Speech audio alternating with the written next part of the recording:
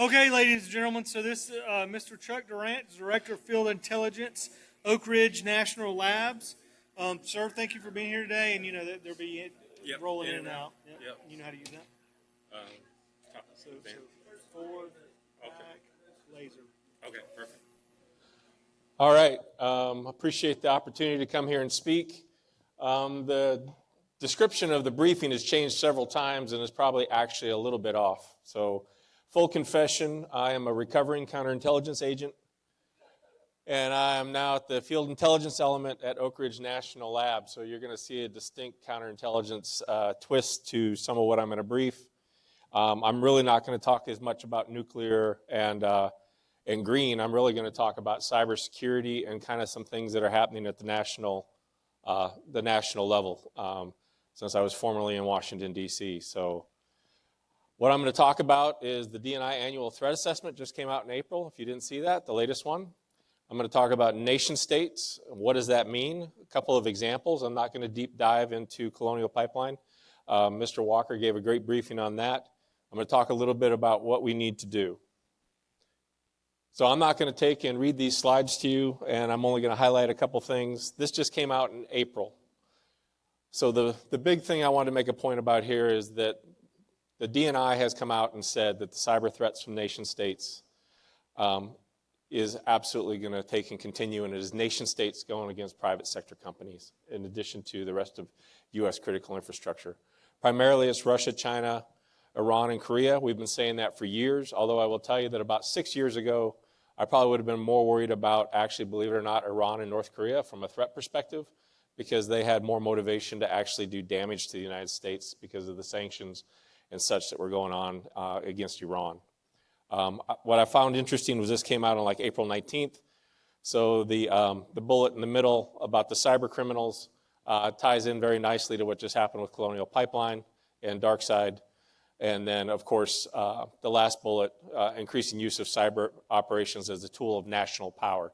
That's what is really important here too, and I'll get into that more.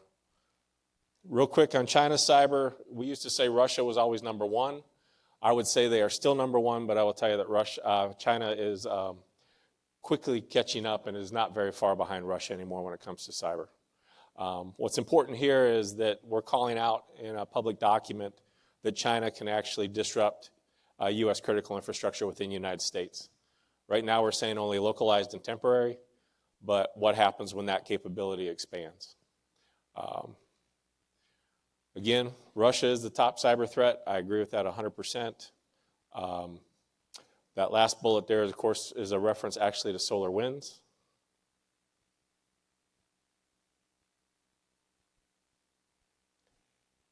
And on this slide, I think the biggest thing here is actually the last bullet. Russia is really looking at cyber as a tool that it can use as an acceptable option to deter adversaries in peacetime. So again, the thresholds are changing. The dynamics are changing of how we use cyber. Iran is getting better. Like I said, about 6 years ago, what we used to say is that Iran had the desire but not the capability. Now Iran has both the desire and a growing capability to actually affect critical infrastructure in the United States. North Korea, same thing. Their ability has steadily been growing. We're going from North Korea being known for doing more criminal type operations to fund their weapons program, to actually developing capabilities to go against critical infrastructure. Again, here it says only temporary limited, but that capability is only going to continue to grow. So what does this all mean?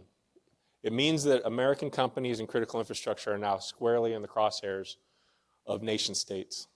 So we're not talking about a private company now having to protect itself from some ransomware criminal group or some local kid hackers or something like that, which could be enough, actually, But now we're talking about a nation state bringing its full tools to bear against private companies and critical infrastructure. The big deal here about the penetrations, and you see this with what happened with solar winds. This is not what we're used to, where the adversary comes in and mucks around in the system, steals a little bit of information, and then we catch them.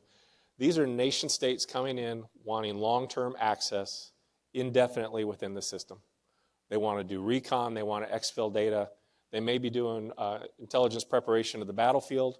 What they're doing is they're taking and identifying how that network operates and how would they take that down if they need to take it down at a future date. So it's things that we're very familiar with, and companies are just not set up necessarily to deal with that type of a threat. And then once they have that information, they can use that when they deem appropriate to do some type of attack. The big deal here is what we saw, or what we're seeing with cyber is we're used to the Russians using it in the former Soviet state of Georgia, other places in conjunction with kinetic warfare. But now we see cyber being used during peacetime, and the red lines are changing. We don't know when someone is going to do an attack anymore or what is necessarily going to do it. So one of the things talked about as far as using it as a national power and to send a message, Russia was very upset about the doping scandal when their athletes were caught with drug testing, and then they were told that they could not go to the Olympics. And this is all open source information. If you remember, the articles came out about the spearfishing attacks and things like that on the Seoul Olympics. And originally it was attributed to North Korea, and it turned out it was the Russians. And it appears that was probably in retribution for what happened with the doping scandal. Same thing, talking about the Skripal poisoning. Mr. Skripal was poisoned. The samples from that poisoning to determine it was Novichok got sent to a Swiss laboratory. Shortly after that, 2 Russian gentlemen were arrested actually and kicked out of the Netherlands. They had a vehicle that the trunk had been modified with the ability to use it for cyber attacks, and they were going to target the Swiss laboratory that did the Novichok analysis and confirmed that it was Novichok. So that was something, again, no kinetic warfare going on. This was just in response to, we're not happy with what's going on, so we're going to respond through cyber in some other fashion. The other thing is, when you're talking about a nation state, I'm not going to just come at you with cyber. So as we do get better and better at cyber and cyber defense, I'm going to come at you with everything. I'm going to do blended operations. I'm going to do supply chain, both with what we're seeing with supply chain on the cyber side, and then also with supply chain as far as hardware and other software assets. I'm going to come at you with insider threat. Who's touching your crown jewels? Are you taking and screening your people? Do you know who's even coming into your facilities? Do you know what they have access to? And then, of course, the cyber side, spearfishing, I'm going to continue to use that because it still works. And also we're having an increasing, our attack surface is growing every day. With Internet of Things, with 5G coming on board, it can impact nuclear. You know, we had Nuclear 17 happen that was in the news. As we take and implement more microgrids and we go to more green, and we bring in solar batteries and electronic vehicles, as a paranoid counterintelligence guy, I tell you what I start to worry about is what's going to be the security of those systems. What happens if I go after lithium-ion batteries and I start to take and mess with them to create them to overheat or discharge their capacity quickly? What happens if I take and make the solar readings read incorrectly and change the load balance on the grid? Or what if I take it down and it can't recover for weeks at a time and we get rid of fossil energies? How are we going to take and power up the systems if we don't have the right kind of storage systems? So those are the kinds of things that I start to worry about. Again, example with the Ukraine event that was brought up earlier, 2015, we actually sent people over from DOE when I was at headquarters to actually help the Ukrainians. It was APT-28, which we now know as GRU. They used black energy and havocs. But the big thing that I like to talk about, and I'll bring it up a couple times about what we see the Russians doing, is we started to call it the pivot.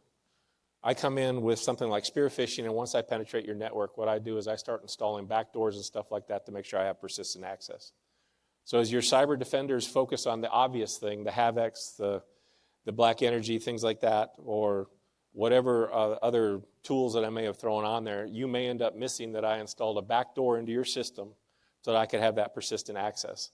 And we've seen that pretty consistently, and I believe that's also some of what happened with SolarWinds, is there was a pivot in there at some point where they made sure that they established persistent access.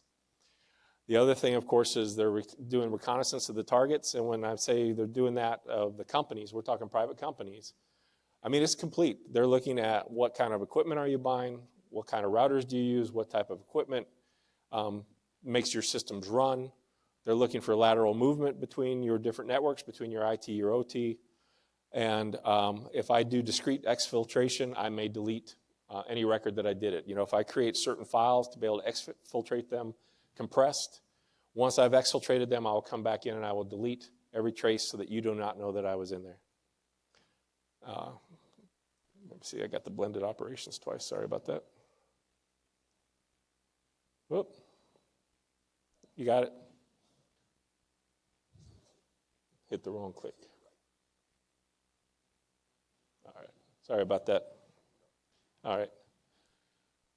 And then solar winds. So now the latest is that it appears that they may have been solar winds, that the Russians may have been in solar winds since actually January of 2019. We're talking about potentially 2 years that they were in the system. All right.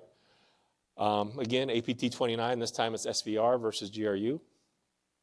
We also have reporting now that the Chinese also leveraged that vulnerability. One thing I also found very interesting was we keep talking about solar winds in the company, but actually a lot of the reporting was up to 30% of the affected companies did not even use solar winds, but it was the same actor. So likely they were compromised by spear phishing or other means as well. Also, what I thought was interesting was that they went after cybersecurity firms. They actually went after FireEye and Malwarebytes. So reference the December 2015 Ukraine attack. One of the things I feel like we didn't talk about enough was what we did see is when the actors went against the Ukrainians, they actually targeted their safety systems for their energy systems. So they were unsuccessful, but we predicted back in 2015 that they would continue to do that. And as they get better, then that creates a risk. At Oak Ridge National Lab, we've started calling that cyber physical, where cyber can have a physical impact on systems.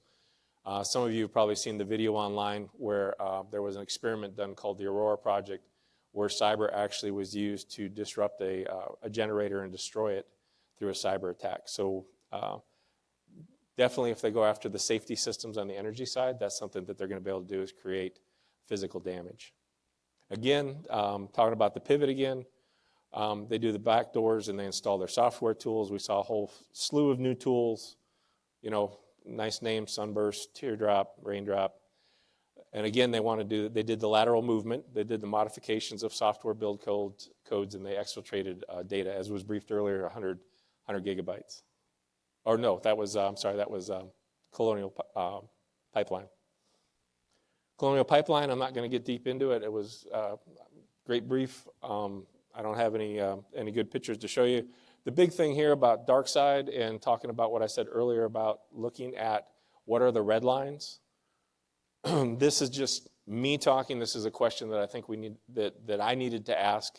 I'm not disputing anything that came out in the news or anything like that.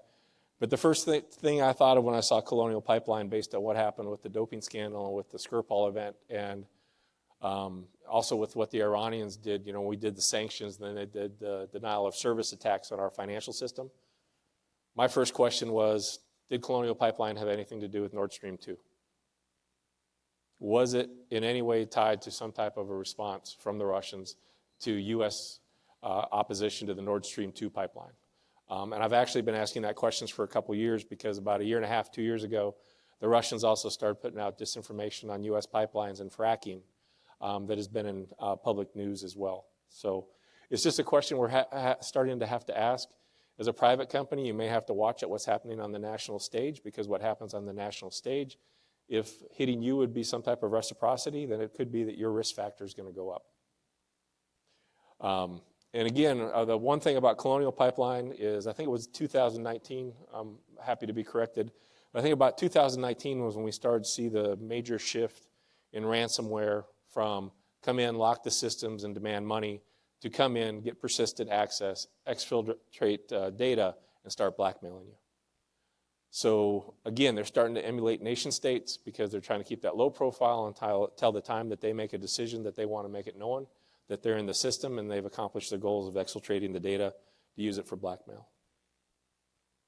So what do we do about all this? So I had the privilege, like I said before I left DC, meeting with the staffers from the Cyberspace Solarium Commission, also meeting with the National Security and Telecommunications Advisory Committee, Cybersecurity Moonshot folks, and also with the National Infrastructure Advisory Council. And they did a report, the latest report that they did was in December of 2019. All three of those groups provided high-level input to the incoming administration. And those reports are out there and they're in the public domain. And what's happening is a lot of their recommendations are being followed by the incoming administration. So the strong federal leadership definitely is recommended by all of these groups, including the Defense Science Board and several of their reports. And you see that with them bringing in Chris Inglis. You see that with them bringing in Jen Easterly. You see that with Ann Neuberger being up at the White House, that they are creating a very strong team and following these recommendations. In the last National Defense Authorization Act, a lot of the security things that came out actually are recommendations that came out of the Solarium report. There was 2 senators, 2 congressmen on that team as commissioners, and they're making sure that legislation is being input. So those things are starting to have an impact in also impacting the executive order that just came out from the president just recently on cybersecurity. Public-private partnership, probably a term that even I'm starting to overuse. When I say public-private partnership, I'm actually talking about something like the Kansas Intelligence Fusion Center in Topeka, Kansas, where they have actually got a private sector individuals that have been given top secret clearances that sit on one side of the SCIF with very limited access to the top secret network. And on the other side of the SCIF is the federal partners. And they actually work together and collaborate every day. So instead of having to wait, as we often did in DC, to have meetings about what could we release, what could we do, these folks can talk right away about something that's happening on the networks. The idea would be that the private sector folks have access to all their corporate raw data, their network data. So the way I kind of describe it is this way, is now it makes it more feasible for if I'm a representative from a private company and my cyber guys reach out to me and say, hey, this IP address is acting really, really strange on our networks. I no longer have to send up a report or something. Now I get to walk across the other side of the SCIF, knock on the door, and talk to my federal partners, and I can say, hey, I've got this IP address. Can you check it out? And then they have full access on their side to all the threat data, and they can confirm whether or not that's one to be concerned about. Vice versa, the federal government, if they see something on the classified side, could go over to those private sector guys and say, could you search your networks? Are you seeing this? Once that happens, then you can start to have the dialogue about whose authorities are you going to use, right? Because from my perspective, I don't think we've exercised all of our authorities to mitigate these threats because we don't always have all the right people in the room. Usually it's something that has to happen with a mission users group or a MUG up in DC, but at a lower level, we could have a dialogue. Is this something we want CISA to address as a cybersecurity issue? Is this something we need to address as an FBI investigation? Maybe it needs to be both, running concurrently. Or maybe, as Cybercom, our Cyber Command gets its legs under it, do we go to Cybercom and we do something proactively to interfere with the operation before it ever takes place? These are all conversations that we could have if we had this partnership and we were collaborating more closely together. Also, we need more analysis and trend analysis of the cyber data, analytics and trend analysis. And that's something the national labs can help with. Oak Ridge National Lab has some very powerful supercomputers. At one point, we had the fastest supercomputer in the world. Pretty soon, we're probably going to have another one again when Frontier comes online. What if we took and developed some type of relationship where we could put all that network data in there and develop the algorithms and the tools to search through that to identify potential threats? So that's something else we're talking about. And of course, everybody's talking about we need zero trust, segmentation, and now we're talking also about micro-segmentation of the networks. The big deal is you need tripwires to start to identify lateral movement or when someone's going some places where they shouldn't go on your network. Also, resiliency, that was brought up. 100% agree with that. We need to start thinking more and more about resiliency. We can't, we're going to get hacked, right? They come again. It's kind of like the terrorism problem after 9/11. They're going to come at us 100 times, 99 times we're going to be successful. They only have to get in once. So once they get through that hard outer shell of our network defenses and they're inside, we're going to lose something. So are we backing up and storing our critical data? Are we making sure that we can reconstitute our systems if they go down? One of the stories I had heard was when NotPetya happened, and I think it was Merrick that was hit so hard, one of the reasons they were able to recover, or one of the only reasons they were able to recover, is one of their worldwide systems was actually down and off the network when the attack hit. and that system did not get affected. They actually took and used that system to do the backup and to restore their system. And that happened by chance. We can't do that by chance. We need to take and plan for those types of things. Also, when we talk about these things like critical infrastructure, I participated in a lot of meetings about the energy infrastructure. It doesn't take a long conversation until many of the points that were brought up in the previous briefing start to become readily apparent that there's all these interdependencies. DOE did a study a few years ago of the 16 critical infrastructures, and the two that stood out the most were telecom and energy. They are the two that run through all of the other ones. So if one of those goes down, all 16 get affected. Vice versa, those are also affected by other things that happen as well. We also need to start baking security into software and hardware. So we've been talking about like telematics for self-driving cars. We're talking about EVs. I thought the pictures and the discussion about the train locomotive were very pertinent. Are we having enough discussion about baking security into those from the very beginning instead of trying to come in afterwards and putting security in? Because you can imagine what would happen if we're not baking security in and that locomotive is running down the track and an adversary gets into those telematics and starts interfering with the function of that locomotive and runs it through a stop or through a train station. The other thing, and this is something from actually the cybersecurity moonshot, cyber education. Do we talk enough about cyber education? We're talking about island hopping, but the other thing we need to talk about is, as we're doing more work from home, are we educating our family members?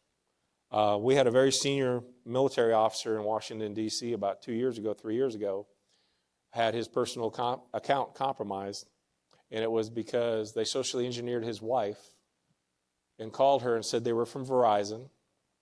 They had gathered information from his social media, were able to talk about where he graduated, and I'm an old friend, something like that, or something along those lines, and she ended up giving up the password, right?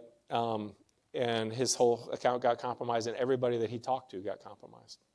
So does your spouse know about it? Is your home network secure? Are your children going to bad websites and bringing things into the network? What are they doing on TikTok, right? So it's becoming a broader issue. So are we sharing that information and doing education enough? And it's only going to get worse as 5G and other things come online. Personal thoughts real quick, just to kind of wrap it up. And wanted to make sure I noted that these were my personal thoughts. But I've been to multiple briefings. I've given multiple briefings, and we keep saying the lights are blinking red. Solar winds came. We said this is the worst attack ever. Colonial Pipeline happens. We say this is horrible. But we keep admiring the problem, and we've got to stop doing that because otherwise it's going to be too late. If we're waiting for something like a national emergency that created like the FAA or something like that, that's going to be a mistake. So we've got to start taking action. And I think the private sector needs to take more of a lead than they have been from the standpoint of the federal government is trying very hard to lead this, but the turnover is just too rapid in D.C., and you can see the shift in priorities. There was a reason that the Cyberspace Solarium Commission recommended that Chris Krebs' position become a 6-year appointment, just like the FBI directors. It's because we can't have the turnover as frequently as we're having it if we're going to get something accomplished.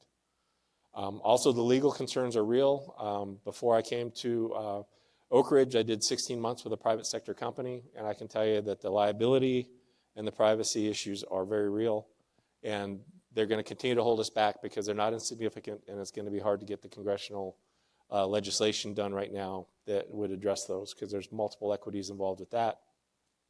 And we're never going to get to the 100% solution. And that's kind of my message because when I sat in meetings in D.C., what I saw was everybody kind of backs off on, well, we got to have everybody involved. Or we got to, and we can't. We can't have everybody involved because in the energy sector alone, there's over 3,000 companies. There's no way we're going to have enough SCIFs or give enough clearances or that even all the companies have the resources to have that many people in the room. So what would be a 75% solution? So talking about sharing the actionable intelligence at the unclassified level, if we get the right companies, the large companies, into a SCIF to work this relationship, then what you'll see is that what we see on their networks, if the Russians are doing this on a big company's network, they're doing it on the smaller companies. The important thing here is going to be the information sharing. anonymize the information to protect the company, get the TTPs out, and share them with everybody else in the sector, and everybody wins.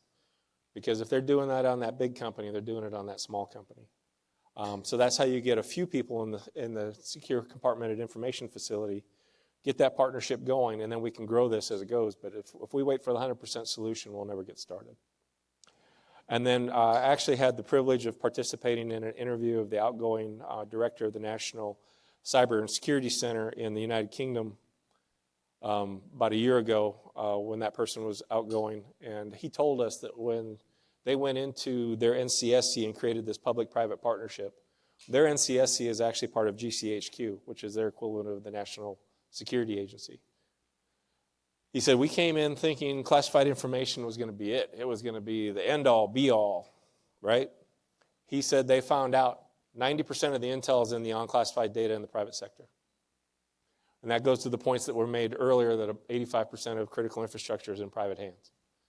That's where the intel's at, and we've got to figure out a way to start analyzing and looking at that data if we're going to get smart and if we're going to start getting ahead of the power curve and actually get precursors of when an attack is going to happen, when they're doing reconnaissance of those private networks and that private critical infrastructure. And again, when I say security infrastructure in the private sector, in this case what I'm saying is, as was pointed out earlier, we can't mandate this through regulations. We've got to do is we've got to look at how do we encourage private sector and how do we help them build the infrastructure to protect themselves.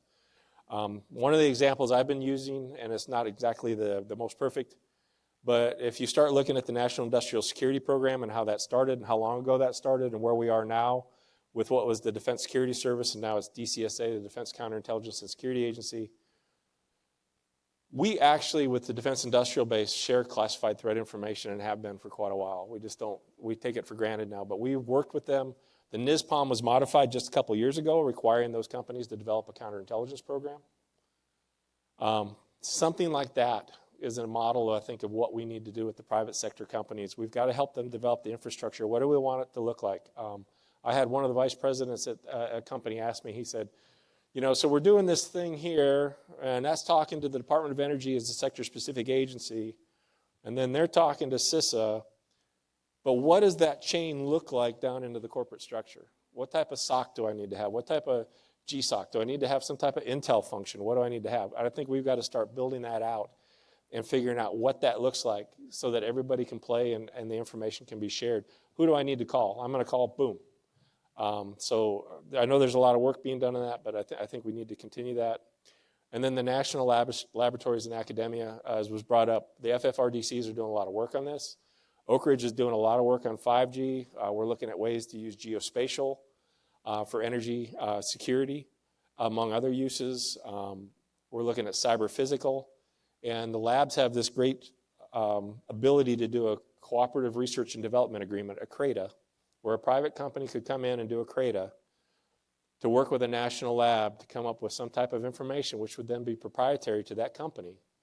And then they could take it out and market it. So if someone wanted to do that and leverage the national labs, because the national labs are not into production, they're not into competition with the private sector. They want to do research and development, and the ability to help develop tools that would help private sector would be great. And it also fits in with where the administration is going right now, which is they want the labs to develop technologies that can go into the private sector to develop jobs for the U.S. economy. So that's something else that the labs could do as well. But as was brought up with the engineer example or the locomotive example, the labs can do some pretty incredible work. And to me, that reminds me of a DoD Tech Protect plan, right? That's another thing we've got to teach the private sector about again, is how to do a DoD Tech Protect plan. What are your critical assets? What are your critical functions? How are you protecting them? What are you doing? And then again, just ending with the fusion centers, I think we need a different type of fusion center, more like the Kansas Intelligence Fusion Center model. It was created when the other state fusion centers were created after 9/11. The difference was most of those were focused on terrorism and operating at the secret level because the FBI operates mainly at the secret level. This was one of the only ones that was developed from the very beginning to operate as a SCIF and with TSSCI information. So it was more focused on the intel and the intel side than it was focused on purely the terrorism side. And then they're trying to emulate the Kansas Intelligence Fusion Center up in the Northeast right now as well. And the state is heavily involved, and actually the Guard is the one hosting the SCIF and providing some of the security clearances in that facility. So I thought that was a pretty good model when I visited there as well. Real quick, the NIAC, the National Infrastructure Advisory Committee, in that 2019 report recommended the creation of a critical infrastructure command center. That would be that joint fusion center where you have private and public sitting together with top secret clearances. Again, not giving the private sector full access to classified data. We all know that we can't do that. But to work threat issues and to work them together and to build trust and collaboration. And Cyberspace Solarium took up that initiative as well, except when you read the Cyberspace Solarium final report, they call it the Joint Collaborative Environment. And then they broke out a couple pieces into a couple other options as well. Critical infrastructure interdependencies, that's been hit heavy enough. So with that, I'm done. So any questions or? Yes.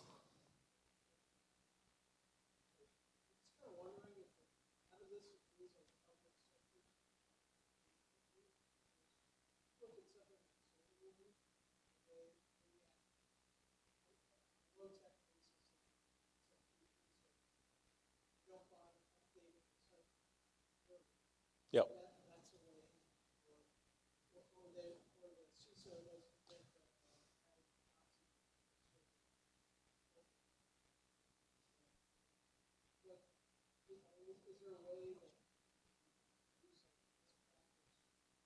Yep.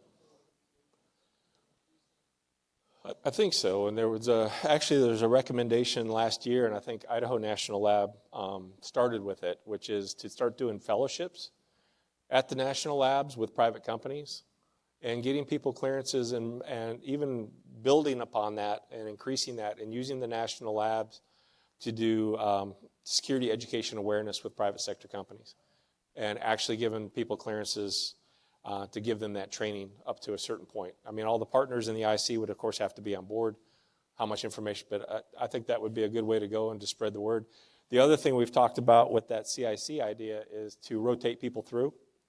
So if you were a private sector company and you participated in this, you would pick your best and your brightest, your smart guys, you'd rotate them through that CICC, working with the government for 6 months or a year, maybe longer. Once they're trained, send up the next guy, bring that guy back out and put him into a position in one of your companies. You know, if you're a major holding company, then put that guy in one of your, where's your critical pieces? Where's your crown jewels? Maybe you move that guy there, and then he knows what he's learned. He has connections to call back to. And, you know, these are all things that we can start doing, and it also starts to build that culture in the private sector. So, any other questions? Yeah.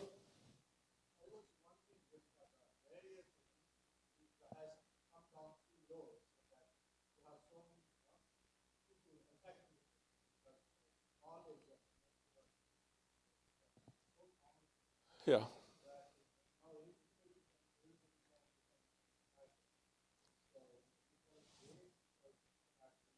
Yeah. I think that's part of it, I think. The other thing is we don't practice in the private sector operational security. So going back to the 2015 Ukraine event, one of the comments I was going to make, what we saw was that when the Russians went after the Yukonergos, they actually also attacked some program logic controllers, some PLCs, and changed the firmware. Where I'm going with this is everyone that we've talked to in the labs that has this technical capability says this isn't something you do on the fly. If you're going to attack firmware in a program logic controller, you had that attack already designed before you went into the network. What that means is, and I mean, for the Russians in the Ukraine, it was easy because they used to actually operate those systems, right? Before they pulled out. But they knew what type of PLCs they had, and they had designed that attack. And what we were told later was, after they sent those PLCs back to the manufacturer, even the manufacturer could not recover them. That's not something that you do on the fly as a hacker. So that's one piece of it. So I think they see that. The other problem we're still having is if you look at the CVE list that comes out, the critical vulnerability list, have you ever noticed, if you're reading the articles, how many companies are being compromised by CVEs that have been out there 2 or 3 years? And it's because it's hard to patch your systems, because what happens is you start to build these monsters where you built your core system and then you start interfacing other things. And you're afraid that if you apply the patch, that you're going to take the whole system down. So I actually got a tour of a coal plant out in the Midwest, and they have one of the largest ABB systems in the United States, if not the world.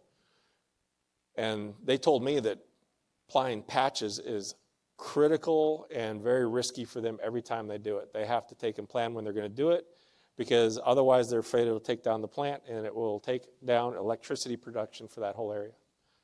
So that's another problem we're having, is it's hard to get companies and even the government, right? Because this was tied into the OPM breach. The systems start to age and it starts to get very expensive to replace them, and also very time consuming because of all the different functions that have been incorporated and brought together. There was be careful what I say here, but there was, we had even an incident at DOE that happened on the federal side where we had a server that was compromised by a kid overseas. It was in the news.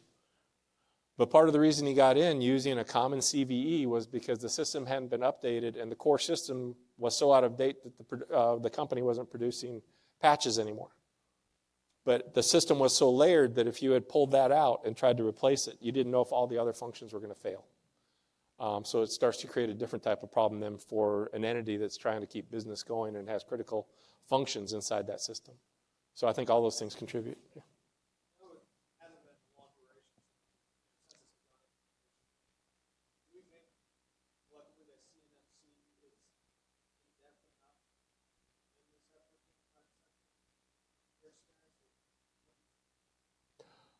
I think it's a great start. I think we'll have to see where it goes. I do agree that DoD is a huge influencer.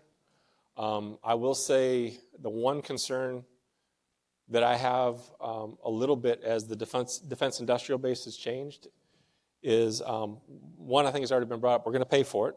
We know that.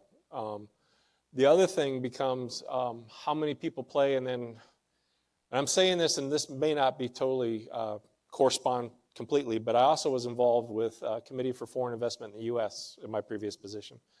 Can't get into that, that's all protected, but what I will say is it shocked me the number of large companies when they were about to make a sale of assets that perhaps met the CFIUS standard, when we would meet with them or discuss, how this could impact national security. The problem was we started finding out that what we were doing on the national security side was such a small piece of these companies now that they've become international. They were like, we hear you, maybe we can carve this piece off, but it's not worth, you're not giving us enough business to make it worthwhile for us not to sell the other part, the major part of the company. So I worry a little bit when I look at that, are we going to encounter that again? And I think that's where it's a good discussion we're having about moving more manufacturing and stuff back to the United States, because there's not a simple solution to that if we don't do that. And it affects a lot of things. So, well, thank you very much. I appreciate the time. Thank you. Cool. Thanks, sir.